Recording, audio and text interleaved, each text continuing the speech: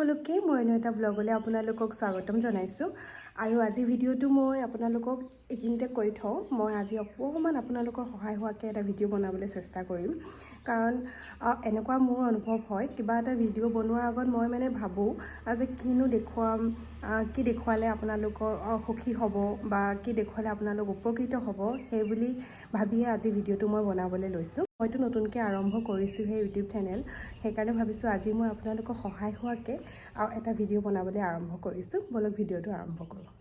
মই আপোনালোকৰ সহায় হোৱাকৈ ভিডিঅ'টো বনাম বুলি প্ৰথমতে আৰম্ভ কৰিছিলোঁ আৰু বলকচোন মই কি সহায় কৰিব পাৰোঁ আপোনালোকক দেখাই আছোঁ আৰু মই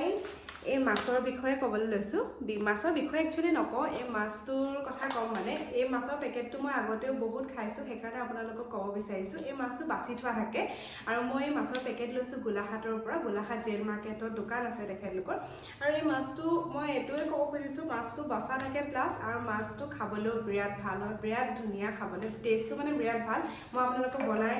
ভিডিঅ' আপোনালোকক শ্বেয়াৰ কৰিম ৰেচিপিও দিম আজি আপোনালোকক আৰু এই মাছটো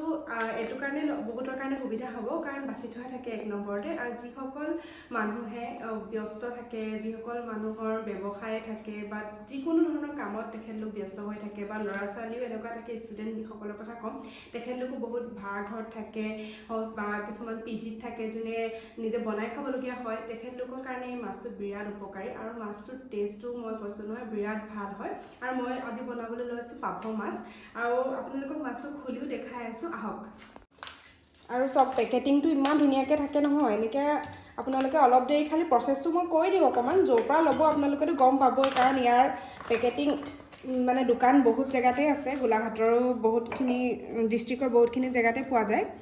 আৰু এয়া পাভ মাছ আৰু এইখিনি আপোনালোকে অকণমান নৰ্মেল পানীত ৰাখিব লাগিব কাৰণ এইখিনি ডিপ ফ্ৰিজত থাকে যে সেইকাৰণে অকণমান নৰ্মেল পানীত ৰাখি তাৰপিছত বনালেই হ'ল আৰু কান্দুলি মাছৰ পেকেট এটাও আনিছোঁ কাৰণ মানুহজনে কান্দুলি মাছ খাই ভাল পায় মই কিন্তু নাখাওঁ মানে মই মাছ খাই ভাল পাওঁ কিন্তু কাৰেণ্ট নথকা মাছ খাইহে ভাল পাওঁ আৰু এই মাছটো ফ্ৰাই বনাম বুলি ভাবিছোঁ আৰু এই মাছটো কাটি পিনি এনেকৈ কৰি থওঁ পানীত তিয়াই থওঁ যেনেকৈ পাভ মাছখিনি থলোঁ এনেধৰণে আৰু এতিয়া কান্দুলি মাছখিনিও এনেকৈ কাটি পানীত তিয়াই থৈ দিওঁ কান্দুলি মাছৰ কথা চাগে জানেই আৰু কিমান কাঁইট থাকে এয়া কান্দুলি মাছ আৰু এয়া মই পানীত তিয়াই ৰাখি দিওঁ এতিয়া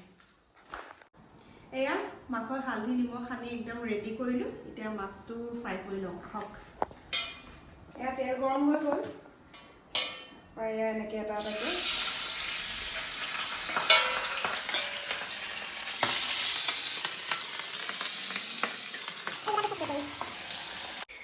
আৰু মাছটো ফ্ৰাই হৈ গ'ল মানে মই বেছিকৈ ফ্ৰাই কৰা নাই কাৰণ এইখিনি জোলত দিম যে সেইকাৰণে এয়া দেখিছে ইমান ধুনীয়াকৈ ফ্ৰাই হৈ যায় মাছ ফ্ৰাই কৰিবলৈ বা কোনে কোনে ভয় কৰে মোৰ অকণমান ভয় লাগে কিন্তু এতিয়া কি হ'ল আৰু মাছ ফ্ৰাই কৰি বনাই খাই ভয়টো নলগা হ'ল আৰু কিন্তু যেতিয়া ফুটি আহে নহয় তেতিয়া অকণমান ভয় লাগে আৰু বিশেষকৈ বৰালি মাছ পাভ মাছ এইবিলাক বনালেতো আৰু মানে ভয় লাগে কিন্তু ওচৰতে ৰখি আছোঁ যে সেইকাৰণে হাতৰ অৱস্থা চাব নেকি এইটো মাছ ফ্ৰাই কৰা হাতৰ মাছখিনিতো ফ্ৰাই হৈ গ'ল তাৰপৰা মই চব্জি কাটি ল'লোঁ সেইখিনি আপোনালোকক নেদেখুৱালোঁ আৰু লাও কাটিলোঁ লাও আলু তাৰপৰা বিলাহী পিঁয়াজ জলকীয়া এয়া মছলা হয় জিৰা আছে ধনিয়া আছে পাউডাৰ আৰু এয়া নিমখ হালধি পাঁচফোৰণ সেইখিনি দিয়ে মই এতিয়া মাছ তৰকাৰীটো বনাম একদম চিম্পলকৈ ঘৰুৱাভাৱে আৰু সহজকৈ আপোনালোকে চাব দিওঁ পিঁয়াজ আৰু কেঁচা জলকীয়া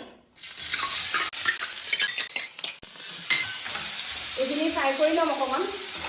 পাঁচফোৰণ মই পাঁচফোৰণ দিলে অকণমান ভাল পাওঁ মানে পিঁয়াজখিনি ভাজা হৈ গ'ল আৰু এতিয়া পাঁচফোৰণ অকণমান দি দিছোঁ এইখিনি অলপ ফুটালৈকে পাঁচফোৰণটো ৰাখি এইখিনি কাটি থৈছিলোঁ মই অথনি দেখাইছিলোঁ আপোনালোকক এতিয়া মই লাও আৰু আলুখিনি ইয়াত দিম এতিয়া হালধি পাউডাৰ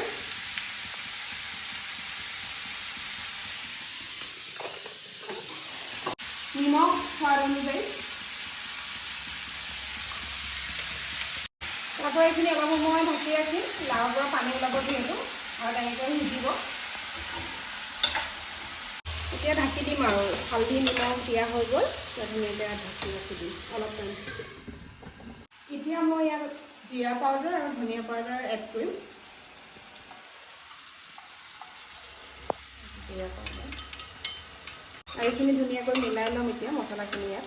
মানে এই দুটাই মই মছলা ইয়াত ইউজ কৰিছোঁ একদম চিম্পলকৈ বনাম মাছ তৰকাৰীখন এতিয়া বিলাহী দিওঁ কাটি থৈছোঁ প্ৰথমে বিলাহীখিনি দি অলপ টাইম ৰাখিম এতিয়া পানী এড কৰি দিম ইয়াত লাও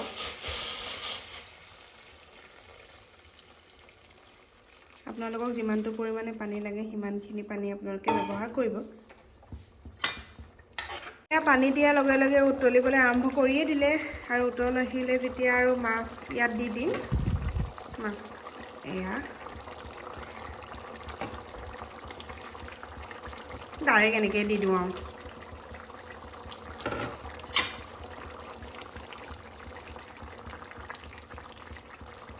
অলমষ্ট মোৰ মাছ হৈয়ে গৈছে এতিয়া আৰু গৰমে গৰমে পৰিৱেশন কৰাৰহে কথা আৰু মাছ তৰকাৰী ৰেডি হৈ গ'ল এতিয়া খাবলৈ বহিছোঁ আচাৰ লৈছোঁ এয়া আমলখি আচাৰ এয়া মায়ে দিছিলে শাহু মায়ে তাৰপৰা এয়া হৈছে আদা নহৰু জলকীয়া এনেকৈ আচাৰ মিক্স আৰু এয়া হৈছে চাটুগুৰি পিটিকা মানুহজনে খাই খুব ভাল পায় তেখেতে বনালে আৰু এয়া ভাত কান্দুলি মাছ ফ্ৰাইৰ কথা ক'বলৈ পাহৰিয়ে গৈছিলোঁ মই এয়া কাঁহীখনত লৈহে লৈছোঁ কিন্তু মই নাখাওঁ মানুহজনেহে খাব আশা কৰিছোঁ মোৰ ভিডিঅ'টো চাই আপোনালোকে ভালেই পালে আৰু মই আগলৈও ভাল ধৰণে ভিডিঅ' বনাবলৈ চেষ্টা কৰি যাম প্লিজ মোৰ চেনেলটো ছাবস্ক্ৰাইব কৰি দিব যিসকলে কৰা নাই আৰু লাইক কমেণ্ট শ্বেয়াৰ কৰি দিব অন্য এটা ব্লগত আকৌ লগ পাই আছোঁ বাই বাই